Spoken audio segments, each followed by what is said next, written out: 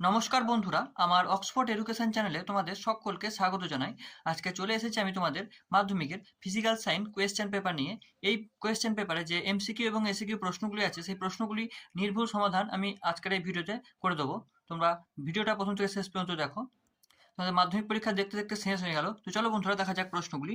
তোমাদের যে 1 নম্বর যে প্রশ্ন আছে, যে বায়োগ্যাসের মূল উপাদান কি, এটা হয়ে যাবে CH4।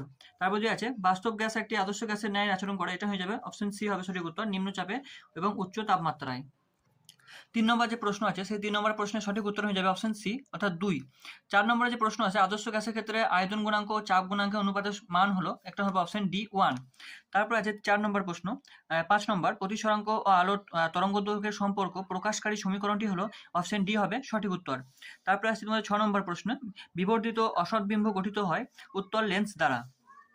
তারপর তোমাদের 7 নম্বর যে প্রশ্ন আছে, সেই 7 নম্বর প্রশ্নের সঠিক উত্তর হয়ে যাবে অপশন বি, হ্রাস পাবে। তারপর তোমাদের 8 নম্বর প্রশ্নে যে প্রশ্ন আছে, 5 অ্যাম্পিয়ার তড়িৎ প্রবাহ মাত্রা কোনো পরিবাহীর মধ্যে 30 সেকেন্ড সময় প্রবাহিত হলে মোট প্রবাহিত আধান হবে, এটা হয়ে যাবে 150 কুলম্ব। অপশন বি হবে সঠিক উত্তর। এরপর তোমাদের 9 নম্বরের যে প্রশ্ন আছে, সেই প্রশ্নটা হচ্ছে অপশন বি হবে সঠিক উত্তর, 3A4B। তারপরে আছে 10 নম্বরের প্রশ্ন, যে প্রশ্নটা আছে সেটা সঠিক উত্তর হয়ে যাবে বন্ধুরা অপশন বি, অপশন বি হবে সঠিক উত্তর। তারপর তোমাদের 11 নম্বর যে প্রশ্ন আছে, NaCl যোগে Na এবং Cl পরমাণু ইলেকট্রন বিন্যাস হলো, অপশন ডি হবে সঠিক উত্তর, অপশন ডি হবে সঠিক উত্তর। তারপরে অপশন 12 নম্বর প্রশ্ন, যে তড়িৎ বিশ্লেষণের মধ্য দিয়ে তড়িৎ পরিবহন সংক্রান্ত নিচের কোন বক্তব্য সঠিক নয় তা স্থির করতে বলেছে, তো এটা অপশন সি হবে, উষ্ণতা বৃদ্ধিতে সাধারণত রোধ বাড়ে। এরপর হচ্ছে তোমাদের নেক্সট প্রশ্ন 13 নম্বরে, যে গ্যাসটি নেলসার বিকারক ব্যবহার করে শনাক্ত করা হয় তা হলো, অপশন ডি হবে সঠিক উত্তর, NH3। এরপর তোমাদের 14 নম্বর, তাপীয় বিজারণ পদ্ধতিতে নিষ্কাশিত ধাতুটি হলো, এটি হবে অপশন সি হবে সঠিক উত্তর, Fe। এরপর 15 নম্বরে যে প্রশ্নটা আছে, কোনো রাসায়নিক বিক্রিয়াতে ক্লোরোফর্ম উৎপন্ন হয় তা শনাক্ত করে, এটা অপশন সি হবে সঠিক উত্তর, CH2Cl2+Cl1 এরপর আসছে তোমাদের 2 এর দাগের যে এসিকিউ প্রশ্নগুলি থাকে, সেই প্রশ্নগুলিতে প্রথমে বলেছে ক্লোরিন পরমাণু ওজোন অণুর বিন্যাস ঘটায়, এই বিক্রিয়াটির সাহায্যে কি দেখায়, তো এটা উত্তর হয়ে যাবে O3+Cl ClO+O2, ঠিক আছে। তারপর 2 নম্বর যে প্রশ্নটা আছে, বায়ুমণ্ডলের কোন স্তরে সর্বনিম্ন তাপমাত্রা লক্ষ্য করা যায়, এটা হয়ে যাবে মেসোস্ফিয়ার।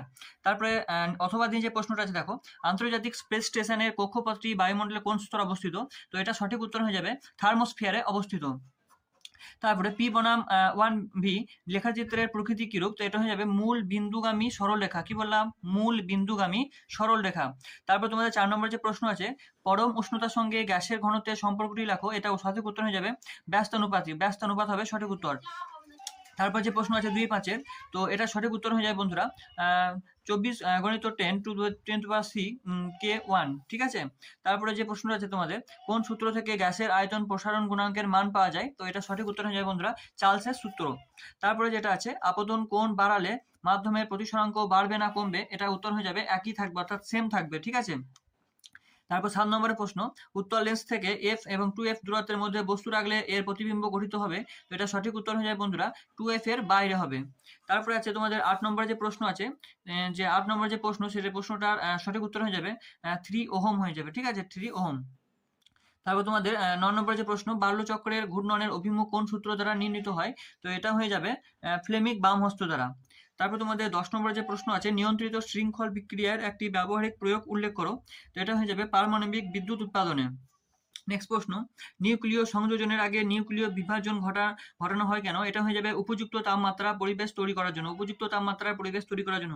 তো বন্ধুরা, প্রশ্নগুলো দেখতে পেলাম খুব ভালো, খুব সহজ প্রশ্ন এসেছে তোমাদের ভৌত বিজ্ঞানে। এবার আশা করি তোমরা সকলেই প্রশ্নগুলোর উত্তর তোমরা সঠিক দিয়ে আসতে পেরেছো। তো এবার আসছে তোমাদের স্তম্ভ মেলানোতে, বাম স্তম্ভের সঙ্গে ডান স্তম্ভ। তো প্রথমে আছে নভল গ্যাস, নভল গ্যাস হয়ে যাবে বন্ধুরা তোমাদের Rn। তারপর আছে ইনভার, ইনভার হয়ে যাবে অপশন ডির সাথে একটি সংকর ধাতু। এরপর আছে তোমাদের সিডে 3 নম্বর আছে সর্বনিম্ন তড়িৎ ঋণাত্মক মৌল, এটা হয়ে যাবে CS। তারপর আছে তোমাদের JNO+C+JN+CO, এটা হয়ে যাবে কার্বন দ্বারা বিজারণ। এরপর তোমাদের যে 12 নম্বর প্রশ্ন আছে, জল ও বেনজিনের মধ্যে কোনটিতে KCl দ্রবীভূত হয়, তো এর উত্তর হয়ে যাবে অপশন উত্তর হবে জলে দ্রবীভূত হয়। তারপর জলের তড়িৎ বিশ্লেষণের সময় কোন তড়িৎ দ্বারা জারণ ঘটে, এটা হয়ে যাবে অ্যানোডে জারণ ঘটে। তারপরে তড়িৎ বিশ্লেষণের সময় এসি আর ডিসি এর মধ্যে কোনটি ব্যবহৃত হয়, উত্তর হয়ে যাবে ডিসি ব্যবহৃত হয়, ডিসি। তারপরে তোমাদের HCl গ্যাসের জলীয় দ্রবণ তড়িৎ পরিবহন করে কেন, তো এটা হয়ে যাবে H+Cl- আয়ন। তারপর আছে অ্যামোনিয়া থেকে উৎপন্ন একটি জৈব সারের নাম ও সংকেত লেখো, তো এটা হয়ে যাবে ইউরিয়া। ইউরিয়া হবে সঠিক উত্তর।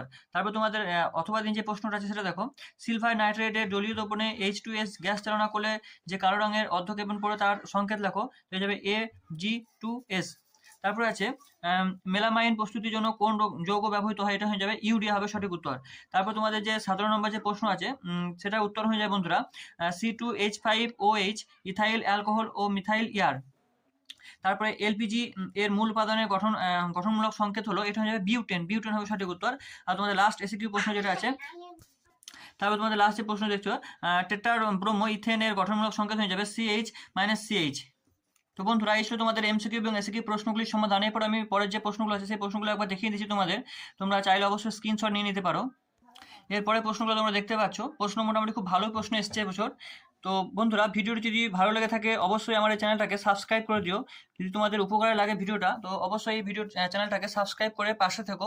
এই মাধ্যমিকের প্রতিদিনের যে কোয়েশ্চেন পেপার ছিল সেই প্রশ্নগুলোর এমসিকিউ এবং এসিকিউ সমাধান করে আমি আমার চ্যানেলে আপলোড করে দিচ্ছি শুধুমাত্র তোমাদের জন্য। আর ভালো লাগলে অবশ্যই একটা লাইক করে দিও, আর সাথে সাথে একটা তোমাদের মন্তব্য একটা কমেন্ট করে জানিও ভিডিওটা কেমন লাগলো। তো বন্ধুরা তোমরা দেখলে 2024 সালে মাধ্যমিকের প্রশ্নপত্র।